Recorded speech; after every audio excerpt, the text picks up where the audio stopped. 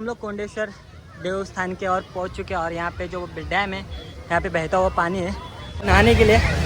अब इस झरने की ओर नहाते जाके। और यहाँ पे क्राउड चेक कर सकते हो गाइस, संडे का क्या ही ज़्यादा क्राउड है। देखो आप, दिख रहा है आपको। और मेरे साथ मेरा दोस्त आया है यहाँ पे, ये देखो ये मनीष। और यहाँ पे कोई रह गया होगा तो बता दो आने के लिए। ये देख सकते सब लोग नहा रहे।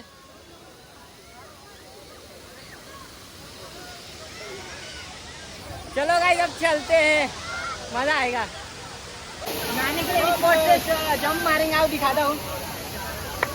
आगे जंप करते गाइस। यहाँ से दिख रहा है आपको, नीचे का डीप दिख रहा है। इस जगह से जंप मारना है, दिख रहा है डीप, मारो।